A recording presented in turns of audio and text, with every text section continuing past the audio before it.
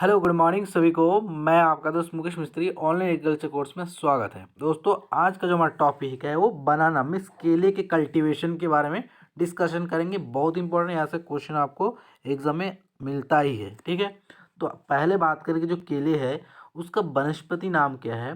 तो उसका जो वनस्पति नाम मूसा पैराडीसी है। क्या है? मूसा पैराडीसी है। उसका फैमिली मीन्स उसका कुल की बात करें तो ये म्यूजेसी फैमिली से बिलोंग करता है। ठीक है, इसका बॉटनिकल नेम और फैमिली दोनों ही एग्जाम में पूछा जाता है, तो बहुत इंपॉर्टेंट है। आगे बात करें, इसे बुद्धि एवं स्वर्ग का पेड़ या कल्पतरु भी कहते हैं। ठीक है, इसको कितना सारा नाम है देख सकते हैं आप। केले का और कई सारा नाम है, बुद्धि या स्वर्ग का पेड़ या कल्पतारु भी कहा जाता है। आगे बात करें, केला उत्पादन में विश्व में भारत का प्रथम स्थान है। अब केला का प्रोडक्शन की बात करें तो वर्ल्ड में आपका भारत का प्रथम स्थान है। ठीक है, एक इम्पॉर्टेंट क्वेश्चन हो गया। आगे बात करें, फल का प्रकार। ठीक है, जो आपका केला है उसका फल का प्रकार कैसे है? बेरी है। ठीक है, और खाए मतलब जो खाने वाले जो भाग है उसको को क्या बोलते हैं? मीजोकर्व या एंडोकार्व भी कहा जाता है। ठीक है, याद रखेंगे। पूछा जाता है कि इसका आपका फ्रूट टाइप कैसा होता है, तो बेरी होता है। ठीक है, कि ये कई बार एग्जाम में पूछा भी गया था, तो इम्पॉर्टेंट है आपका इसका फल का प्रकार। और खाए जाने वाले भाग को क्या बोलते हैं? मीजोकार्व या एंडोकार्व कहा जाता है। ठीक है, आगे देखते हैं इसका जलवायु कैसे क्लाइमेट में ग्रो होता है। तो उष्ण कटिबंधीय पादप है। कैसे है? उष्ण कटिबंधनीय है। ठीक है, केला पोटेशियम एवं कार्बोहाइड्रेट का अच्छा सोर्स माना जाता है। ये भी बहुत इंपॉर्टेंट पॉइंट है कि केला में सबसे अच्छा सोर्स किसका माना जाता है? कौन सा? आपका न्यूट्रिएंट का, तो पोटेशियम की बात आएगा। न्यूट्रिएंट की बात करेंगे तो पोटेशियम आ जाएगा। ठीक है, इसके अलावा कार्बोहाइड्रेट का बहुत अच्छा सोर्स पाया जाता है, ये भी इंपॉर्टेंट है। आगे बात करी कि इसका जो प्रवर्धन है मीन्स प्रोपेगेशन। ठीक है, इंग्लिश में क्या बोलते हैं? प्रोपेगेशन। प्रोपेगेशन। ठीक है, इसका जो प्रोपेगेशन है वो किससे करते हैं? बहुत इंपॉर्टेंट है। ठीक है, ये आपका वर्ड शकर द्वारा करता है। और जो वर्ड शकर द्वारा करता है उसका वेट कितना होता है, उसका वजन कितना होता है? तो 500 से 750 ग्राम उसका वेट होता है। ये कई बार एग्जाम में पूछा गया था, एक एक नंबर के लिए बहुत इंपॉर्टेंट है। आगे बात करें इसका दूरी स्पेसिंग की बात करें कि जो आपका केला है उसके पौधों से पौधों और कतार से कतार की दूरी कितना होना चाहिए? तो आपका 1.8 इंटू 1.8 स्क्वायर मीटर। किसमें? Square metre. यूनिट को ध्यान रखेंगे, बहुत इंपॉर्टेंट है उसके यूनिट। ठीक है, आगे देखते हैं। आगे क्या बता रहा है? वर्तमान में केले को 1.2 इंटू 1.2 मीटर में या 1.5 into 1.5 HDP means high density plant. ठीक है, कैसे? इसको हाई डेंसिटी प्लांटिंग करते हैं। एक घनत्व तो बहुत ज़्यादा, इसको घने मतलब एकदम पास पास स्पेसिंग कम स्पेसिंग में लगाते हैं, तो उसको क्या बोलेंगे? High density planting. ठीक है, याद रखें क्या? हाई डेंसिटी प्लांटिंग ना। तो कैसे लिखेंगे? High high density density planting. ठीक है, प्लांटिंग। ओके, देन आगे बढ़ते हैं। आगे क्या बता रहा है? आगे बोल रहा है कि जो ऊतक प्रबंधन है, ठीक है, उसमें शूट टिप भाग लेता है। ठीक है, कौन सा? शूट। शूट मीन्स ऊपर, रूट के जो ऊपर पोर्शन होंगे उसको हम बोलेंगे शूट।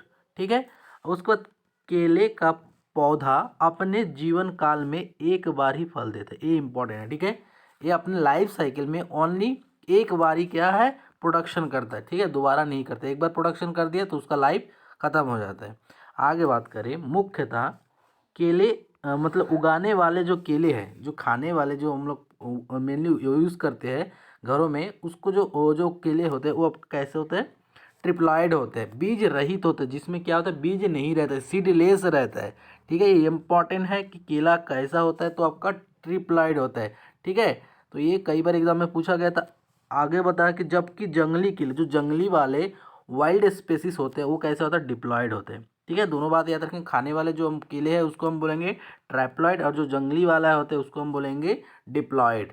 ठीक है, आगे केले में वनस्पतिक पार्थेनोकार्पी। ठीक है, पार्थेनोकार्पी मतलब बिना निषेचन के बीज रहित फल, मतलब जिसमें कोई सीड नहीं रहेगा। ठीक है, निषेचन के बिना ही क्या होंगे, वो आपका फ्रूट का डेवलप होंगे, तो उसको हम बोलेंगे पार्थेनोकार्पी। ठीक है, बिना फर्टिलाइजेशन के फ्रूट का डेवलपमेंट होना ही पार्थेनोकार्पी, हिंदी में बोलते हैं बिना निषेचन के बीज रहित फल का बनना ही क्या है, पार्थेनोकार्पी कहा जाता है। ठीक, आगे एक इम्पॉर्टेंट पॉइंट है, कई बार एग्जाम में पूछा गया था, तो चलिए देखते हैं कौन सा है वो। बता रहे कि केले में बीज रहित करने हेतु 2,4-D at the rate 25 ppm का छिड़काव करते हैं। ठीक है, बीज रहित मतलब जिसमें बीज ना हो, ऐसे करने के लिए हम लोग केमिकल भी यूज़ कर सकते हैं। कौन सा केमिकल, तो 2,4-D at the rate 25 ppm का यूज़ करेंगे तो सीड रहित केले प्राप्त कर सकते हो। ठीक है, क्वेश्चन पूछा भी जा सकता है मतलब सीडलेस के लिए कौन सा केमिकल का यूज़ करता है, 2,4-D, अब कितना, तो 25 ppm। आगे, केले का भंडारण जो आपका बनाना है, उसका भंडारण के लिए जो टेम्परेचर चाहिए वो 13 डिग्री सेल्सियस। कई बार कॉम्पिटिटिव एग्जाम में भी पूछा गया था कि केले के भंडारण के लिए टेम्परेचर कितना चाहिए, तो आपका 13 डिग्री सेल्सियस होना चाहिए। ठीक है, आगे बात करिए यहाँ, एवं 85 से 95% उसमें क्या होना चाहिए, ह्यूमिड मॉइस्चर होना चाहिए, आर्द्रता होना चाहिए, पर 3 सप्ताह तक किया जा सकता है स्टोरेज। ठीक है, ये 13 डिग्री सेल्सियस और आपका आपका जो ह्यूमिडिटी है उसमें, ठीक है, वो कितना, या मॉइस्चर बोल सकते हैं। ठीक है, मॉइस्चर, ठीक है, कितना होना चाहिए, तो 85 टू 95 डिग्री, सॉरी डिग्री नहीं, परसेंटेज। ठीक है, इतना परसेंट होना चाहिए, तो आप 3 सप्ताह तक उसको क्या कर सकते हो, स्टोर करके रख सकते हो। ठीक, आगे कुछ इसका इम्पॉर्टेंट वेराइटी है। ठीक है, क्या बता रहा है, डॉर्फ कैवेंडिश। ठीक है, ये डायरेक्ट भी पूछा था कि डॉर्फ कैवेंडिश किसका वेराइटी है, तो आपका बनाना का है। ठीक है, यह मुख्यतः व्यावसायिक व प्रचलित किस्म है, सबसे अधिक गुच्छे बनते हैं, इसमें बहुत ज़्यादा क्या होता है, गुच्छे बनते हैं। ठीक है, तो गुच्छे ज़्यादा बनेंगे तो प्रोडक्शन भी ज़्यादा होगा। तो चलिए और कई सारा वैरायटी उसको भी देखते हैं। नेक्स्ट वैरायटी दिया है आपका रोबस्टा। ठीक है, बहुत सारा वैरायटी दिए, जो जो इंपॉर्टेंट उसको हम बताते चलेंगे, बाकी आप स्क्रीनशॉट लेके भी देख सकते हो। ठीक है, तो रोबस्टा है जो है वो पनामा विल्ट के जो बीमारी लगता है उसके प्रति क्या रेसिस्टेंट है, मतलब जहाँ पे पनामा जो विल्ट है बहुत प्रकोप ज़्यादा होता है वहाँ पे आप रोबस्टा को लगा सकते हो।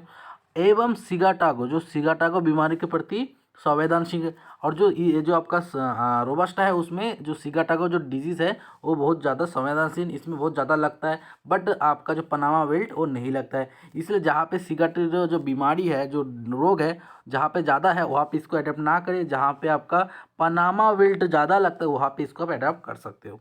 ठीक, आगे बात करें, पुवन एक वैरायटी है। ठीक है, जैविक व अजैविक कारकों के प्रति प्रतिरोधक होता है, जैविक और अजैविक। ठीक है, बायोटिक और अबायोटिक जो भी होंगे उसके प्रति कैसे होंगे, प्रतिरोधी होंगे।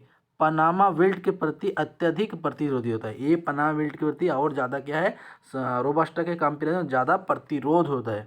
ठीक है, इसके अलावा और कौन सा इंपॉर्टेंट, जैसे लेडी फिंगर, ये लेडी फिंगर जो वैरायटी है भी बहुत इंपॉर्टेंट है। ये जो बॉन्ची टॉप के प्रति कैसा है, प्रतिरोध है। ठीक है, ये कैसा है, डिप्लॉयड किस्म है, ये याद रखेंगे। आपका जो लेडी फिंगर है वो आपका कैसा है, डिप्लॉयड किस्म है। ठीक है, कैसे, द्विगुणित है। ठीक है, तो चलिए आगे, तो वैरायटी है और बहुत सारा दिया है आपका, जैसे कोकुन दिया है, उद्यम दिया है, इसको भी पढ़ सकते हो, उन्हें इंपॉर्टेंट नहीं, ये मेन मेन चार जो है इंपॉर्टेंट है ज़्यादा। ठीक है, आगे देखते हैं। आगे आपका है कीट। ठीक है, इसमें कौन कौन सा आपका जो बनाना है उसमें कौन कौन सा इंसेक्ट लगता है। ठीक है, बहुत इंपॉर्टेंट है इंसेक्ट, तो कौन कौन सा लगता है देख लेते हैं एक एक करके। तो सबसे पहले दिया है आपका राइजोम बिविल। ठीक है, राइजोम बिविल एक इंसेक्ट है, इसका जो कॉजल ऑर्गेनिज्म है वो क्या है, तो कोस्मोपोलिटिस सोडिसस है। क्या है, कोस्मोपोलिटस सोडिसस है। ठीक है, एक आपका जो कॉजल ऑर्गेनिज्म उसको याद रखेंगे, और ये कैसे होते हैं, मोनोफेगस होते हैं। ठीक है, एक क्वेश्चन एक बार एग्जाम में पूछा गया था, इंपॉर्टेंट है कि आपका केले में कौन सा कीट जो आपका कैसे है, मोनोफेगस है, तो आपका राइजोम बिविल जो है वो आपका मोनोफेगस है। ठीक, आगे दूसरा जो कीट है आपका क्या दिया है, एफिड दिया है। ठीक है, एफिड का जो आपका कॉजल ऑर्गेनिज्म है वो बहुत इंपॉर्टेंट है, याद रखेंगे, पेंटोनोलिया नाइग्रो नर्बोसा है। क्या है, पेंटोनोनिया नाइग्रो नर्बोसा है। यह केले में जो आपका माथा, क्या बोलते हैं उसको, बंची टॉप बोलते हैं, ठीक है। माथा जो बंधना, जो जिसको बोलते हैं बंची, बंची टॉप ही याद रखेंगे, एग्जाम में सीधी सी बंची टॉप ही पूछा जाता है, ठीक है। ये आपका दूसरा कीट हो गया, ठीक है। इसका कॉजल ऑर्गन याद रखेंगे, और ये बंची टॉप, ठीक है, बीमारी का वाहक है। वाहक मतलब फैलने में सहायता करता है कौन, एफिड, ठीक है। ये डायरेक्टली क्वेश्चन पूछा था कि आपका बंची टॉप को फैलने के लिए कौन सा कीट या कौन सा वेक्टर जिम्मेदारी होता है, तो आपका एफिड होते हैं, ठीक। आगे कुछ बीमारी देखते हैं। बीमारी में जैसे पनामा विल्ट हो गया, सिगाटागो लीफ स्पॉट हो गया, मोको रोग हो गया, ठीक है, कोकोन बीमारी हो गई, इसके अलावा आपका बंची टॉप हो गया, क्योंकि ये सब आपका रोग है, ठीक है। सबका जो जैसे फ्यूजेरियम ऑक्सीस्पोरियम कवक के कारण होता है पनामा विल्ट, सीट आपका सिगाटागो किसके कारण होता है, तो सर्कोस्पोरा म्यूजिसिकोला कवक के कारण होते हैं, ठीक है। मोकोडिस किसके कारण होता है, तो सीडोमोनस सोले सोलेनेसिरम के कारण होते हैं। कोकुन जो बीमारी है वो आपका वायरस द्वारा होते हैं। बंची टॉप, ठीक है, ये वायरस द्वारा होते हैं, एफिड इसका वाहक है, ठीक है।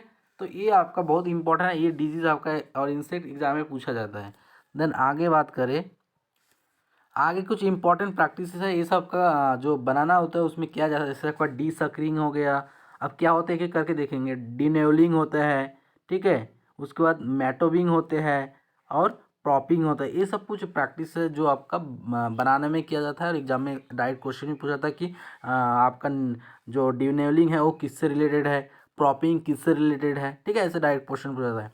तो डी सकरिंग क्या होता है, एक शकर्स को, एक जो आपका जो बनाना होता है उसमें जो शकर्स होता है, एक शकर को छोड़ के दूसरे शकर को काट दिया जाता है, ठीक है। मान लीजिए एक बनाना का प्लांट हो गया, इसके नीचे क्या हो, शकर्स हुआ ऐसा करके, तो एक को रखेंगे फिर दूसरा को कटेंगे, फिर एक को रखेंगे दूसरा, ऐसा करके कट करने की जो प्रोसेस है उसको हम क्या बोलेंगे, डी शकरिंग बोलेंगे। यह हर 45 दिन में किया जाता है, जिसे हम डी शकरिंग, ठीक है, कहा जाता है, ठीक है। पहले तो डी शकरिंग किसको बोलेंगे, जो बनाना में जो शकर्स होंगे उसको एक को छोड़ कर एक को हटाने के, रिमूव करने की क्रिया को हम डी शकरिंग बोलेंगे। और ये कब करते हैं, तो हर 45 दिन के इंटरवल में इस प्रकार का प्रैक्टिसेस किया जाता है, ठीक। आगे बात करें, नेक्स्ट आपका है डिनेवलिंग। क्या है, डिनेवलिंग, ठीक है, ये बहुत इंपॉर्टेंट प्रोसेस है। फीमेल के लाइफ कंप्लीट होने से पहले मेल पार्ट को निकाल देना ही क्या कहा जाता है, डिनेवलिंग कहा जाता है। बहुत इंपॉर्टेंट है कि फीमेल के लाइफ कंप्लीट होने से पहले मेल को हटाने की क्रिया को हम बोलेंगे डिनेवलिंग, ठीक है। यहाँ पे मेल और फीमेल में कंफ्यूज नहीं होता, फिर इधर उधर हो जाएगा। आगे आपका मैटोबिंग। अब ये मैटोबिंग क्या होता है, ग्राउंड से 0.5 सेंटीमीटर ऊंचाई के बाद प्लांट को काटना ही क्या बोलेंगे, उसको मैटोबिंग बोलेंगे। चौथा प्रोसेस है आपका प्रॉपिंग, ठीक है। प्रॉपिंग बहुत इंपॉर्टेंट है, कई बार एग्जाम में भी पूछा गया था कि प्रॉपिंग किससे रिलेटेड है, तो प्रॉपिंग केवल बनाना नहीं, बनाना के अलावा शुगर कैन से भी संबंधित है, ठीक है। ऑप्शन में कभी कभी बोथ भी दे सकता है, तो दोनों आंसर है, ठीक है। तो प्रॉपिंग क्या होते हैं, ये मान लीजिए केला का क्या है, प्लांट है, ठीक है। तो इसमें केला आना स्टार्ट हो गया। अब जैसे केला आना स्टार्ट होगा, देखना प्लांट कैसा ऐसे हो जाता है, होता है कि नहीं, इधर वेट ज़्यादा होता है तो ऐसा हो जाता है। तो उस टाइम क्या करना है, हमें डंडा से यहाँ पे सहारा देना है, यहाँ पे क्या करना है, डंडा बम्बूक से सहारा देना है। तो ये जो सहारा देने की जो प्रोसेस है इसको हम बोलेंगे प्रॉपिंग, ठीक है। तो आज का जो सेशन था यही तक था, और सेशन कैसे लगा कमेंट में ज़रूर बताना। आई होप कि आज के वीडियो से आपको कुछ सीखने को मिला, और वीडियो पसंद आए तो लाइक करें, चैनल पर नए तो सब्सक्राइब करके बेल आइकन को प्रेस करके ऑल पे भी क्लिक कर लें, जिससे इसी तरह के आने वाले हर वीडियो का नोटिफिकेशन सबसे पहले आप तक पहुंच सके।